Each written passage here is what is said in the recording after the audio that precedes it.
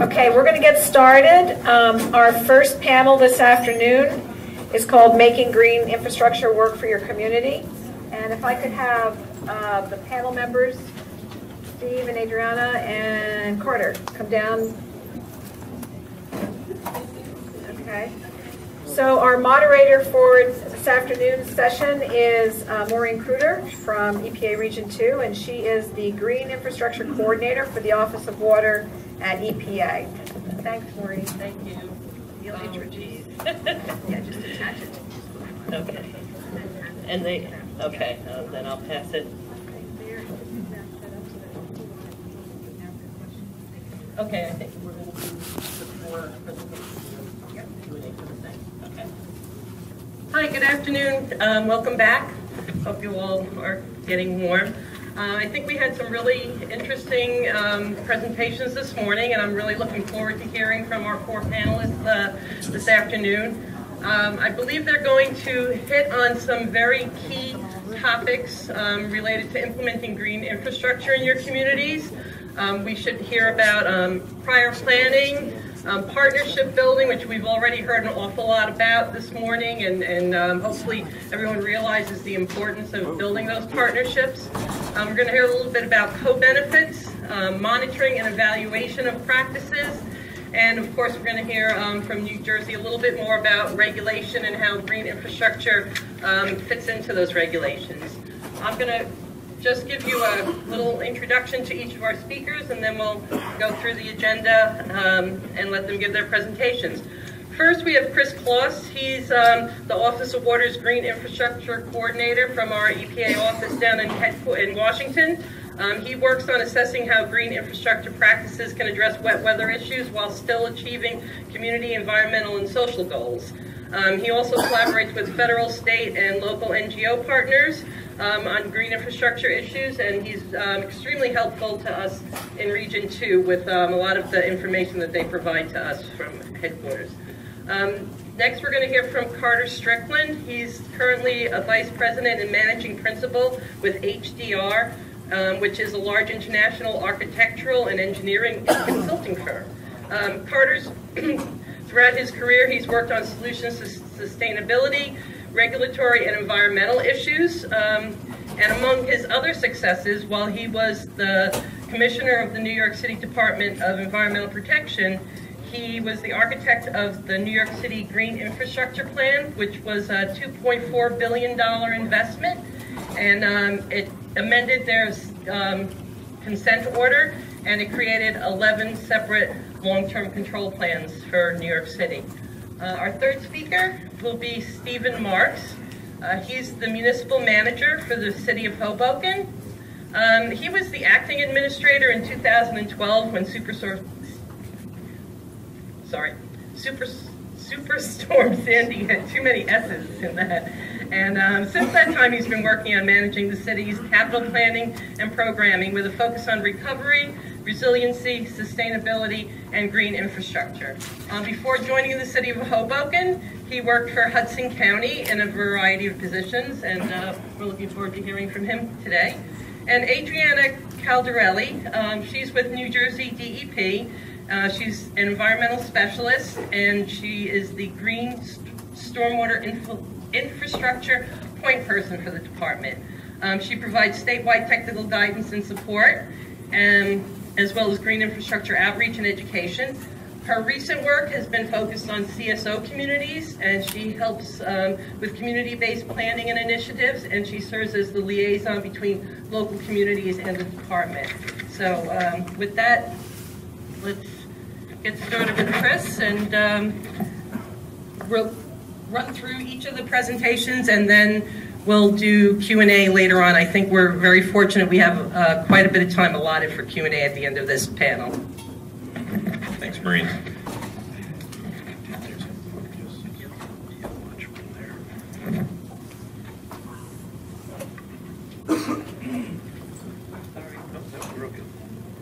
Right, thank you very much for having me here today. As Maureen said, I'm Chris Kloss from EPA's Office of Water down in the DC office, and I'm fortunate enough to work in our green infrastructure program. And so one of the things that we get to do is look at a lot of trends that are going on around the country, and Let's see, what do I press? No, that's all right. I didn't even think to do it. Oh, there we go. Sorry. Yeah. We get to see a lot of different programs that are being implemented around the country. We get to see some trends that are going on. So today I just thought I'd take a little bit of time and walk through some of the things that we are seeing as emerging ideas about the way people are implementing green infrastructure within the CSO context. So 3 themes that I'm going to talk about a little bit are being early, being opportunistic, and being a bit codependent. And I'll touch on each of those as we kind of go along. But we're seeing some really exciting programs kind of roll out in this neck of the woods and in different parts of the country as well. This was mentioned early on. I just wanted to briefly frame how we talk about CSOs. It's under the umbrella of the infrastructure challenge that we're facing in general within the water world. Our estimates in our program office now where we are is that it's about a $600 billion investment just on the wastewater side, wastewater and stormwater. We think it's probably a little bit more than that. You look at some other estimates, they put it north of $1 trillion that water infrastructure currently needs. The other side of the coin of that is I just want to point out in the bottom here that 700,000 gallons per year per person, that's our water footprint in the U.S. So all the goods that are manufactured for you, all the food that's produced for you, all the water you use, each of us, 700,000 gallons a year that's contributed to us. I'll come back to that a little bit more, but that's the highest number in the world. So we are still leading the international community in some things. But I want to tie some of what we talked about with stormwater back to this a little bit later on. This was also mentioned this morning too. We love green infrastructure. I work in the green infrastructure program. We're very positive about it. But this isn't to say that we don't see a big role for gray infrastructure as well. This was literally one of the greatest advances that we have had throughout civilization. Civil engineering, it's recognized as one of their great advances going on. It's what allows us to be urbanized. And so when we talk about green infrastructure, especially in the CSO context, we're talking about how green and gray can complement one another. How do we build hybrid systems? How do we build the most effective systems that we can have that are efficient and get us to the type of environmental outcomes that we want, along with the community objectives? So we see a big gray backbone, is how some communities call it, and it's how green can actually work with that to create an integrated infrastructure system. I borrowed this slide from the Northeast Ohio Regional Sewer District in a presentation that they gave, and I took just enough economics to know some of the terms here, but this basically shows increasing marginal costs. So it really means that the first gallons that you're going to get out of a sewer system are going to be your cheapest. As you go further along the curve and you're trying to get those last gallons, they get increasingly more expensive to get. So when we think about green infrastructure, some of the opportunities that you have to do with timing. If you can be down on the low part of the curve, that's your cheapest gallons to get. And if you can think about green proactively early on in the process and get those gallons, you can add capacity to a combined sewer system by reducing the flow that's going into it. So if you think about that early and get those gallons out cheaply with green, you can then think about how you're sizing your gray infrastructure a little bit later down the line. And when you have those opportunities to look at green and then maybe affect some of the sizing of your gray, that's when you can see some of the cost efficiencies moving forward. The other thing that we like to think about too is that with green infrastructure, you're really using your landscape and some opportunities that you have. We did an analysis and what we found was that 99% of the cities within this country have landscaping ordinances for their commercial development projects. So what do we typically see? At least in my neck of the woods, when we see something that's an island in a parking lot, 9 times out of 10, it's a raised, curved off island with grass and a tree in it.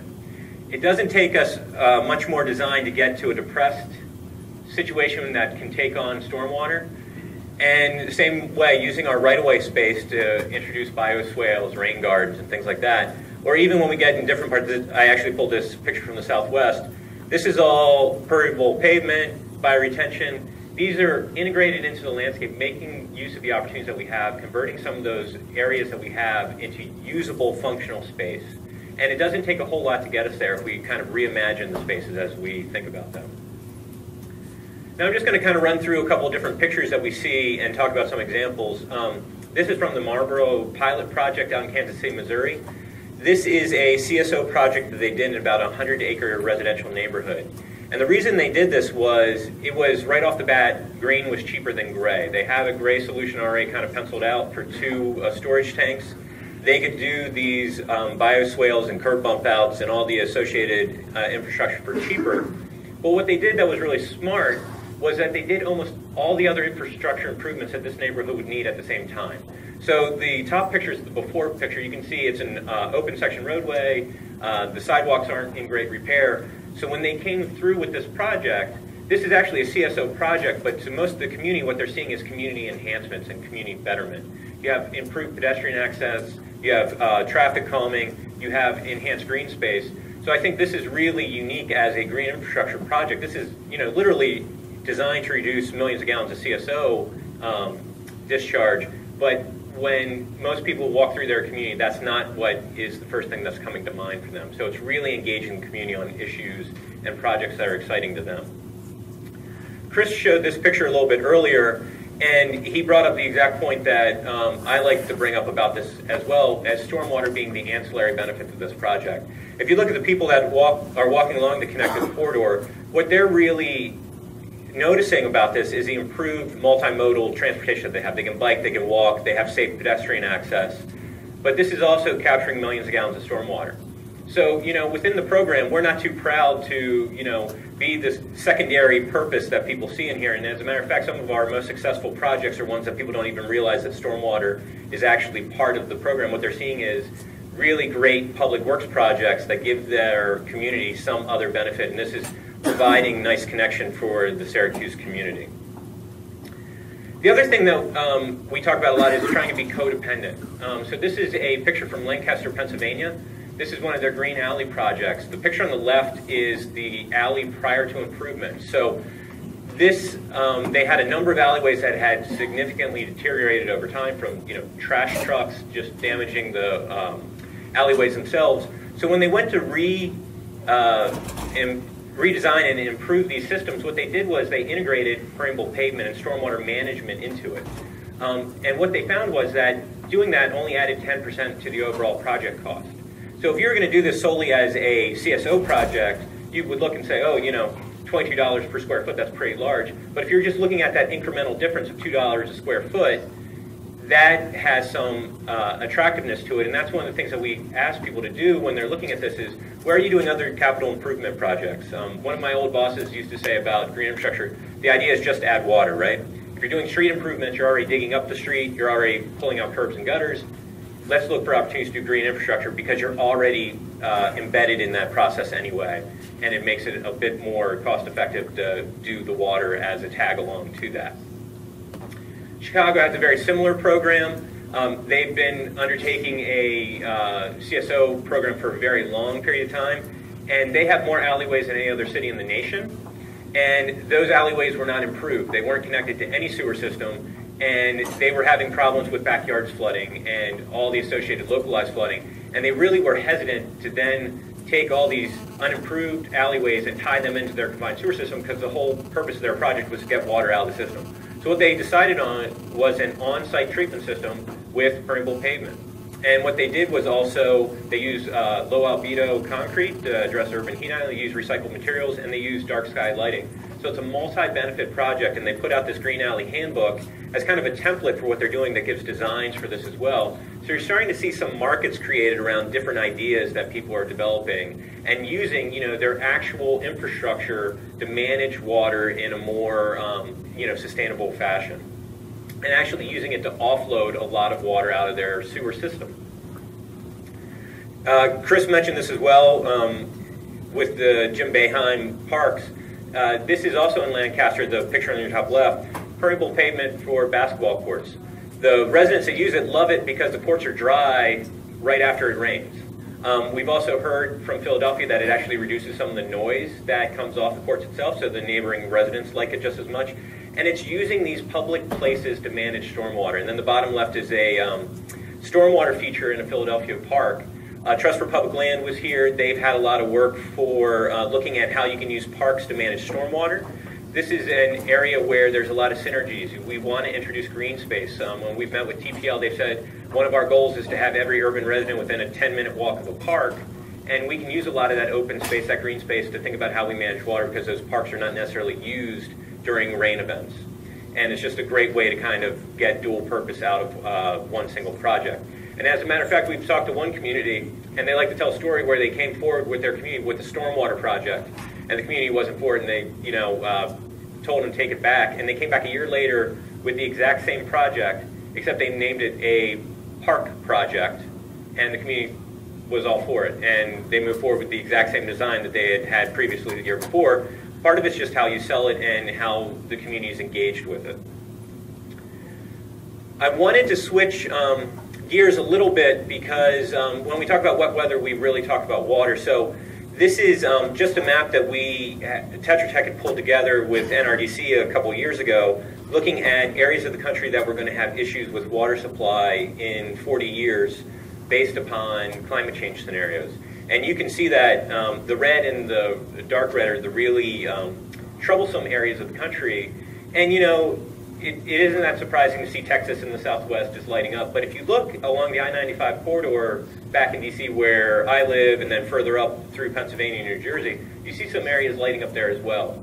So when we think about how we manage our wet weather, some of this conversation is around just climate in general. And so I wanted to touch on a couple things, because I think one of the most unfortunate things that happened to our field is that we named stormwater because it's really rain. And by naming it stormwater, it makes it seem like it's something that we have to deal with, whereas before, rain's always been a good thing. So we use about 100 gallons of water per capita per day. So the water footprint takes into account a lot of other things. This is just what we use in our day-to-day use. And that's the second highest per capita rate of any country in the world. But if you look at how we use the water, 75, 85, even more % is used for non-potable uses. So things like flushing toilets, outdoor irrigation, things of that nature. One question I always ask is, anybody know what the largest irrigated crop in the United States is? Turf grass. 23 million acres we have. 40 billion gallons of water a day are used to water turf grass, almost all of it potable water. We flush 6 billion gallons of water down the toilet every day. Again, this is water that we treat at drinking water standards. We flush right down the toilet, or we use it for something else, whereas 75% of our uses are for non-potable uses.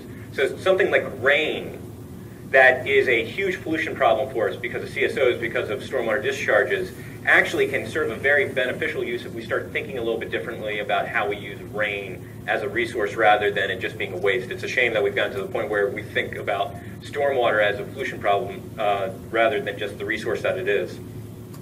So the reason I show this picture, this again is from Syracuse. Luckily, Chris didn't show this one this morning. The reason I love this picture, it's a hockey rink that is made of frozen rainwater. They have cisterns in the basement, 15,000 gallons worth, that are used to make the ice for the hockey rink. So this in itself is more of a public outreach project for the Onondaga County. They get to put their logo on the ice and have everybody see what their project is. But it's a great idea of, we should be using rainwater to make ice and not potable water. And what they found is, as one of the benefits, is that they're able to run their chillers 5 degrees warmer than they do with the public water supply. So their energy savings and the carbon footprint is actually one of their biggest benefits that they think that they're going to get out of this, just as a side benefit. A couple of things real quick, because I know I'm running close to my time. Just to talk about resiliency a little bit, this is another slide that I stole from Cleveland. They looked a little bit at their rainfall distribution. 2012 was a down year for them, but you can see even in a down year below average, their intense events were still above the curve. And then in 2013, which was more of a wet year, almost everything was above the curve. So years ago, I had heard Carter speak, and he said, where's our design point these days? Do we design for what our precipitation is now? Do we design for what it's going to be in 40 years because we're expecting a 10% increase in annual rainfall volume? How do we do that? So green gives us a little bit of ability to do a little bit of adaptive management when we think about our infrastructure system, because gray tends to be pretty static once it's built. So we've looked at areas, and we've started promoting this a little bit more as how green infrastructure can be a tool to help your communities increase their resiliency. A lot of this is around keeping water local. Again, that water supply, getting water back in the ground, using it for non-potable uses. Some of it's around energy as well. If you're not putting water into your gray infrastructure system, it's not being treated, it's not being pumped. There are energy savings there. there are also energy savings with the buildings that green infrastructure is around or on and things like that. So there are ways to make our communities more resilient with green infrastructure at the same time that we're using it to enhance water quality and sewer improvements. So a couple examples of this. This is in Milwaukee along the Menominee River. This is a former brownfield site that was 70 acres. They've converted it into a large green infrastructure project that can handle up to the 100-year storm. And this prevents flooding in the adjacent industrial park. So you can see during dry weather, it's a great pedestrian area that they can bike, they can run. When they get large storm events, it handles all those floodwaters and keeps that water from getting into their sewer system, which is a combined sewer system as well. And then on the bottom here, LA did a study a few years ago that looked at their stormwater best management practices and found that one of the biggest benefits they had, if they valued it, was the groundwater recharge benefit they were getting. They valued that water at over $7 billion, which was huge. So, as we're doing these things, some of the other benefits that we can get are pretty significant and important for community sustainability. Lastly, Chicago green roofs. Chicago has, I believe, the largest green roof footprint in the country. The particulate capture of these green roofs is the equivalent to 10,000 cars. So it's like taking 10,000 cars off the road with all the green roofs that they have. So when we think about sustainability, the multiple benefits that green infrastructure can give to you are something that is a way that we can enhance our communities and make that investment with those dollars go a bit further. And then lastly, this came up a little bit this morning, is resiliency for the local community. I stole this from the New York report that Carter was involved with. I wanted to point out this is a graph comparing the O&M costs between the green and the gray options that they evaluate. And I want to just point out the far right side of the graph here. And what it compares is the cost breakdown for operations and maintenance of the two options when they went forward. And you can see that green is slightly less costly O&M-wise than the gray would be. So, that's kind of a win there. But the really significant part of this, and what we like to point out, is if you look on the gray plan, they have this mustard and brown color that are for basically fossil fuel costs, natural gas and electricity. Those aren't present there on the gray plan. Those actually go to contracts. Paying people to maintain the green infrastructure that's out there. So instead of paying for power and electricity to dewater tunnels and move water around, they're paying for people to manage the system itself. So these are local jobs, local dollars in the community. So while the cost is the same, those dollars may be more supportive of community development objectives. And then lastly, these are the last slides. These last two are from Cleveland. I think what's really exciting about green infrastructure is it gives us the opportunity to really address how we want the feel of our communities to be. I think, infrastructure itself has been kind of unseen and unthought of, but what green does, it gives you the opportunity to reimagine your public spaces and do it in a way that's multifunctional and enhances the community. And what we're seeing is that when we sell these projects as community enhancements, that's when we're seeing a lot of the benefits. So that's how a lot of communities are moving forward. So lastly, this is on your resources too. The link here, this is something that we put out within the last year or two, the Greening CSO plans, is one of the many resources that's listed there. But thank you for letting me come in today and talk about these projects, and we'll be around for a little while. Thank you.